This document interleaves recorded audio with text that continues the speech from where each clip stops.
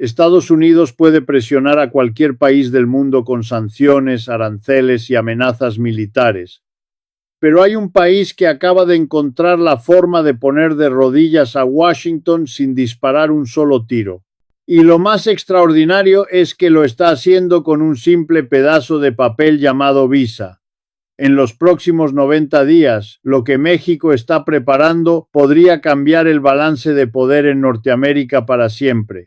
Hoy les voy a revelar la estrategia que tiene al Departamento de Estado en estado de alerta. Bienvenidos.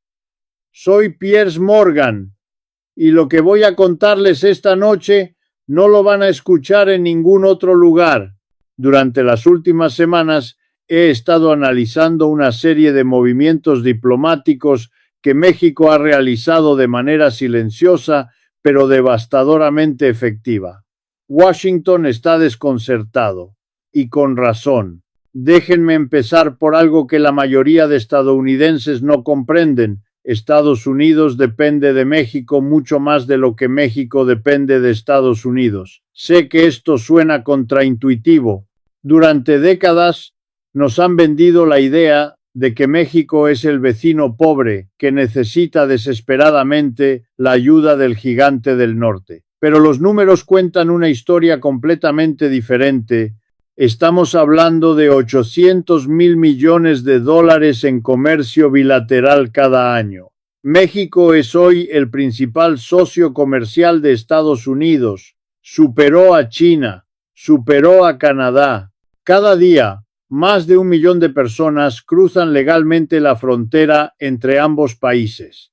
40,000 fábricas estadounidenses dependen de componentes que vienen de México. 5 millones de empleos en Estados Unidos están directamente vinculados al comercio con su vecino del sur. Ahora bien, ¿qué pasaría si México decidiera usar todo esto como arma? Eso es exactamente lo que está ocurriendo en este momento, y el instrumento que eligieron es brillante en su simplicidad, el sistema de visas. Hace 3 semanas, en noviembre de 2025, el gobierno de Claudia Sheinbaum tomó una decisión que pasó casi desapercibida en los medios internacionales. México anunció que revisaría los requisitos de visa para ciudadanos estadounidenses que deseen permanecer más de 180 días en territorio mexicano.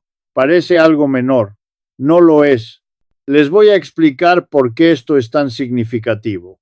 En este momento hay aproximadamente 1,5 millones de estadounidenses viviendo en México, jubilados en su mayoría, personas que descubrieron que su pensión rinde 3 veces más al sur de la frontera, comunidades enteras de expatriados en San Miguel de Allende, en Puerto Vallarta, en la Riviera Maya, en Guadalajara.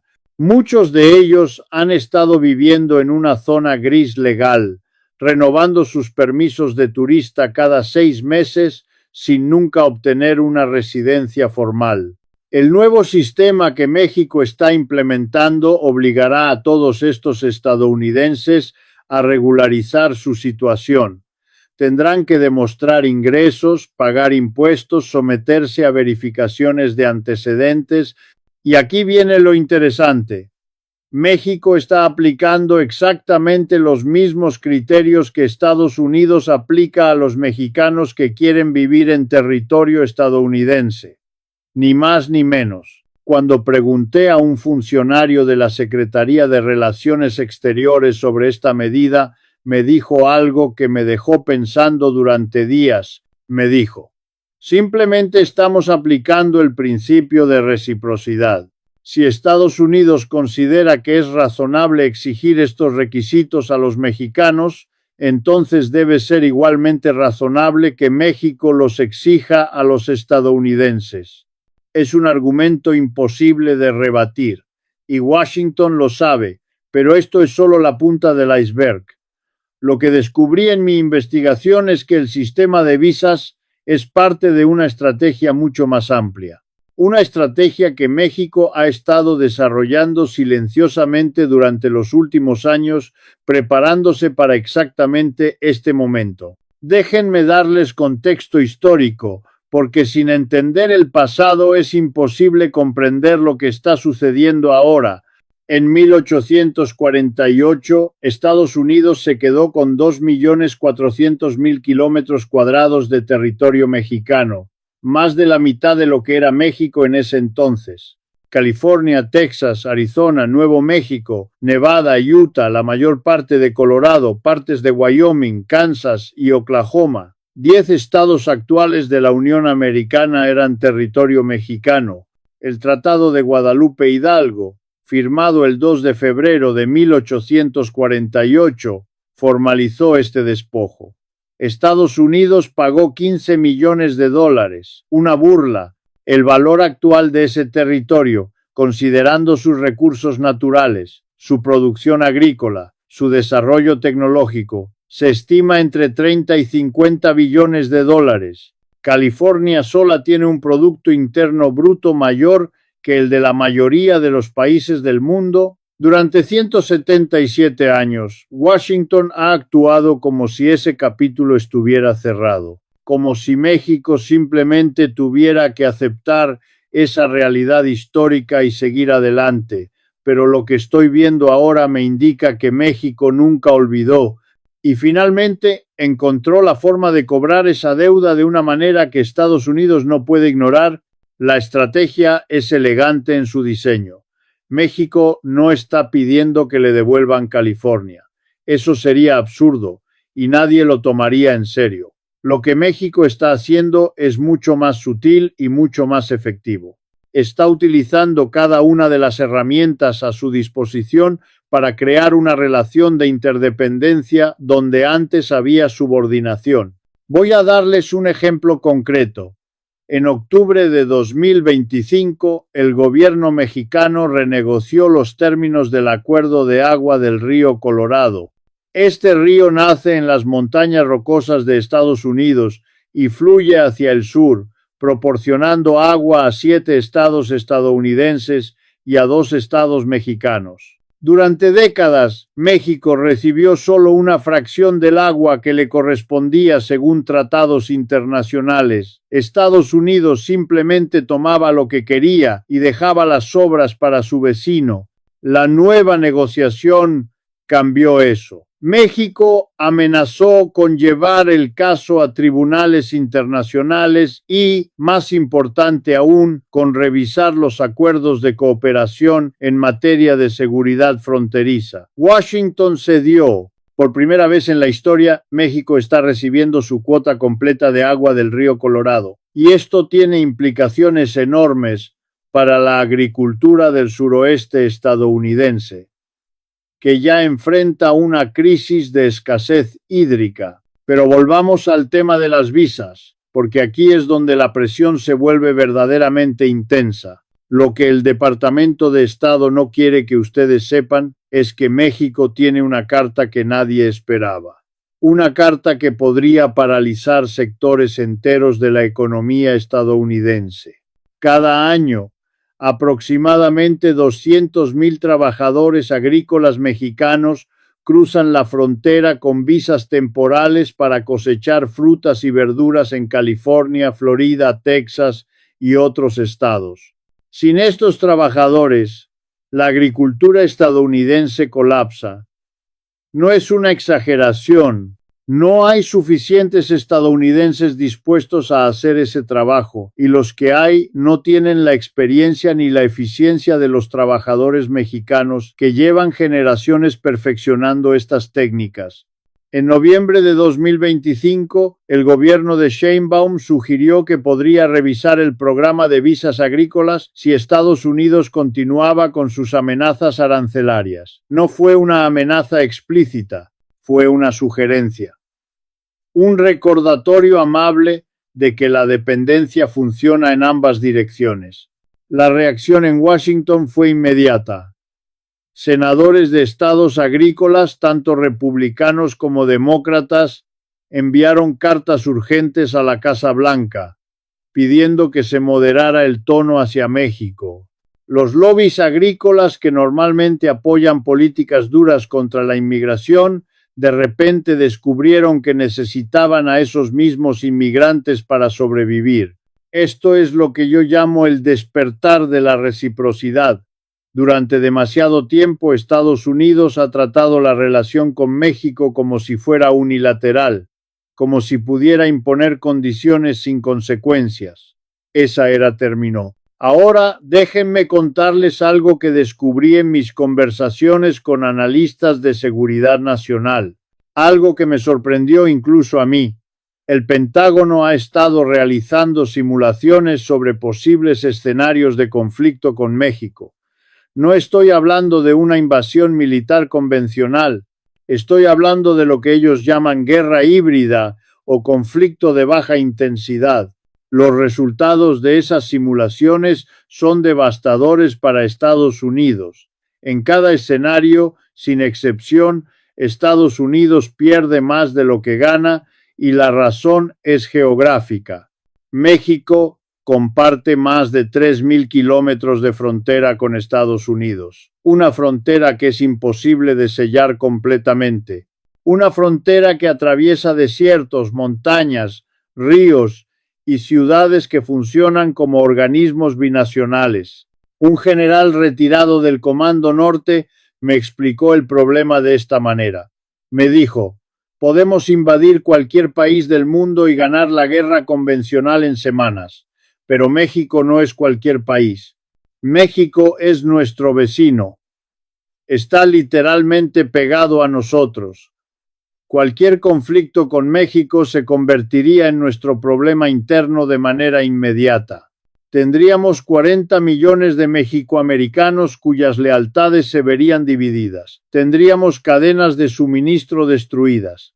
Tendríamos una crisis humanitaria en nuestra propia frontera que haría parecer pequeña cualquier otra crisis que hayamos enfrentado.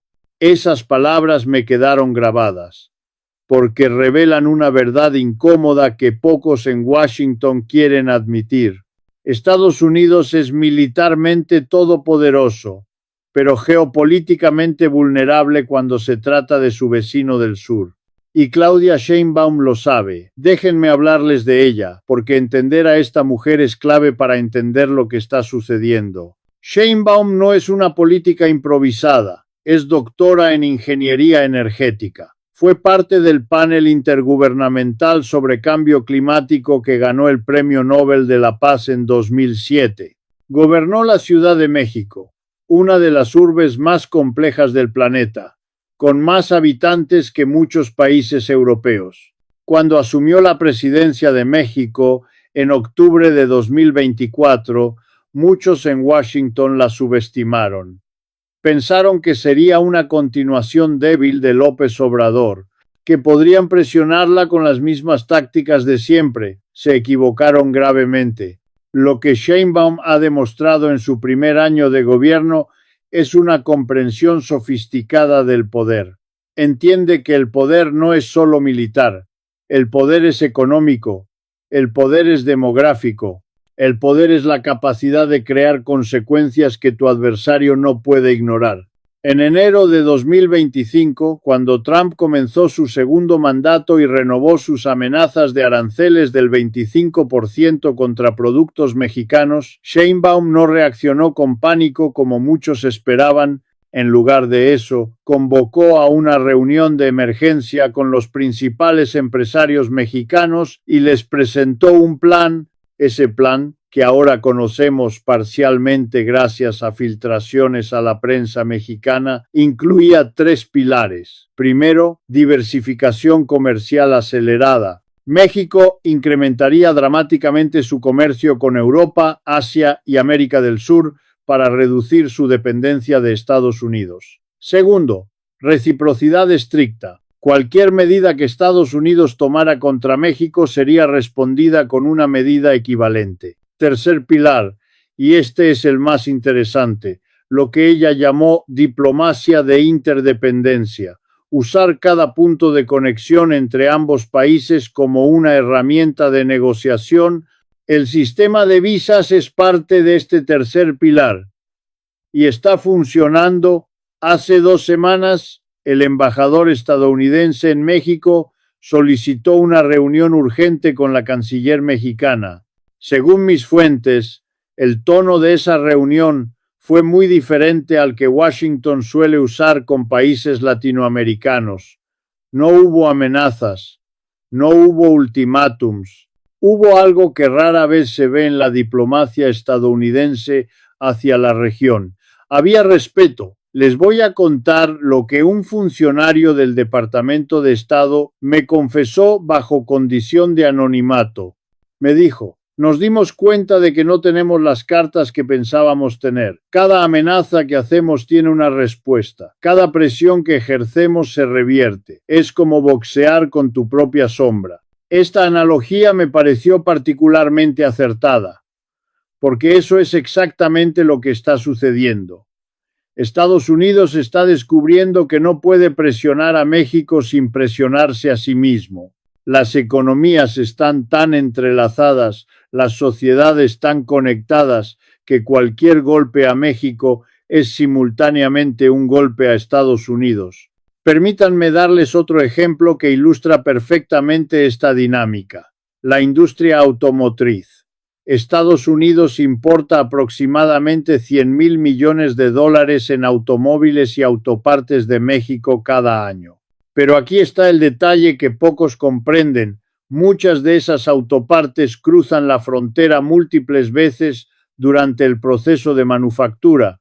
Un componente puede ser fabricado en Michigan, enviado a una planta en Monterrey para ensamblaje, devuelto a Texas para pintura, enviado de nuevo a México para instalación final y luego exportado como producto terminado. Imponer aranceles a este comercio es como imponerse aranceles a uno mismo.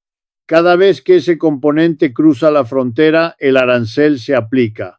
El resultado final es un automóvil que cuesta miles de dólares más para el consumidor estadounidense, y las empresas automotrices lo saben. Ford, General Motors, Chrysler, todas ellas han presionado a Washington para que no escale el conflicto comercial con México. Pero Trump, en su segundo mandato, parece determinado a ignorar estas advertencias. Y aquí es donde la estrategia mexicana de las visas se vuelve particularmente relevante. Porque México ha descubierto que puede presionar a sectores de la economía estadounidense que tienen influencia política directa sobre la administración. Déjenme explicarles cómo funciona esto. Los jubilados estadounidenses que viven en México tienden a votar republicano. Son en su mayoría blancos, de clase media alta, conservadores. Exactamente el tipo de votante que Trump necesita mantener contento. Cuando estos jubilados empiecen a enfrentar problemas con sus visas, cuando tengan que hacer filas interminables en oficinas de migración mexicanas, cuando algunos sean deportados por no cumplir con los nuevos requisitos, van a llamar a sus congresistas, van a escribir cartas furiosas, van a votar. México está aplicando presión exactamente donde más duele políticamente. Y lo está haciendo de manera perfectamente legal, simplemente aplicando los mismos estándares que Estados Unidos aplica a los mexicanos. Hay algo poético en esto, si me permiten la observación.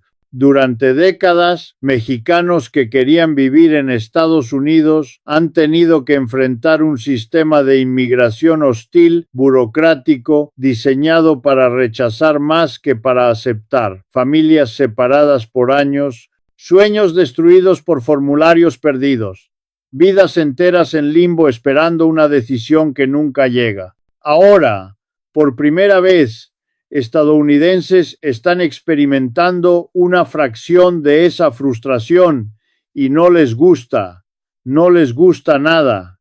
Pero la presión migratoria es solo una parte de la ecuación. Lo que está sucediendo en el frente económico es igualmente significativo.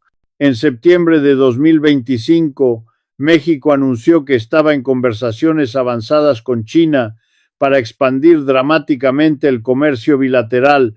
El acuerdo, si se concreta, permitiría a empresas chinas establecer plantas de manufactura en México, con acceso preferencial al mercado estadounidense a través del Tratado de Libre Comercio de Norteamérica. Esto es exactamente lo que Washington más teme. Durante años Estados Unidos ha tratado de contener la expansión económica china, ha impuesto aranceles, restricciones tecnológicas, sanciones. Pero si China puede usar a México como puerta trasera hacia el mercado estadounidense, todas esas medidas se vuelven inútiles. El Pentágono está particularmente alarmado por esta posibilidad. Un informe clasificado que se filtró a la prensa en octubre de 2025 advertía que la presencia económica china en México podría eventualmente traducirse en presencia militar, bases de inteligencia, estaciones de monitoreo, quizás incluso instalaciones navales en el Pacífico mexicano. Ahora quiero ser claro aquí. No estoy diciendo que México vaya a permitir bases militares chinas en su territorio. Eso sería un paso demasiado radical, que probablemente provocaría una respuesta estadounidense extrema. Lo que estoy diciendo es que México está usando la amenaza implícita de acercarse a China como palanca de negociación con Estados Unidos. Es una jugada audaz, pero está funcionando. En noviembre de 2025, apenas días después de que se filtrara información sobre las conversaciones México-China, el secretario de Estado estadounidense viajó a Ciudad de México para una reunión de emergencia. El comunicado oficial habló de fortalecer la cooperación bilateral y abordar preocupaciones mutuas, pero mis fuentes me dicen que el tono real de la reunión fue de súplica. Washington está rogando a México que no se acerque demasiado a Beijing, y México está escuchando, pero también está poniendo condiciones. Quiere que Estados Unidos modere su retórica antiinmigrante. Quiere que se respeten los términos del Tratado de Libre Comercio. Quiere que se reconozca a México como un socio igualitario, no como un subordinado. Estas demandas habrían sido impensables hace apenas una década. El hecho de que ahora estén sobre la mesa demuestra cuánto ha cambiado el balance de poder en Norteamérica. Déjenme contarles algo sobre la perspectiva histórica que México tiene de esta situación, porque sin entender cómo los mexicanos ven su propia historia, es imposible comprender sus acciones actuales. Para un estadounidense promedio, la guerra de 1846 a 1848 es apenas una nota al pie en los libros de historia. La mayoría ni siquiera sabe qué ocurrió. Pero para un mexicano, ese conflicto es una herida que nunca sanó completamente. Es el momento en que perdieron más de la mitad de su país. El momento en que su capital fue ocupada por tropas extranjeras. El momento en que jóvenes cadetes se lanzaron envueltos en la bandera mexicana desde el castillo de Chapultepec antes que rendirse al invasor. Cada mexicano conoce la historia de los niños héroes. Cada mexicano ha visitado el monumento a los caídos en esa guerra. Cada mexicano crece sabiendo que California, Texas, Arizona, Nuevo México, Nevada, Utah, Colorado fueron alguna vez parte de su patria. Esto no significa que los mexicanos vivan obsesionados con recuperar ese territorio. Son realistas. Saben que eso no va a suceder. Pero sí significa que tienen una perspectiva diferente sobre la relación con Estados Unidos. Una perspectiva que incluye la memoria de una injusticia histórica. Cuando Claudia Sheinbaum habla de relaciones entre iguales con Estados Unidos, está invocando esa memoria. Está diciendo, de manera implícita, ustedes nos quitaron la mitad de nuestro país hace 177 años. Ya es hora de que nos traten con respeto. Y lo extraordinario es que esta vez México tiene las herramientas para respaldar esa demanda. Ahora quiero hablarles de algo que pocos analistas están discutiendo, pero que considero fundamental para entender el futuro de esta relación. Me refiero a la demografía. En Estados Unidos viven aproximadamente 40 millones de personas de origen mexicano. 40 millones. Es la minoría más grande del país después de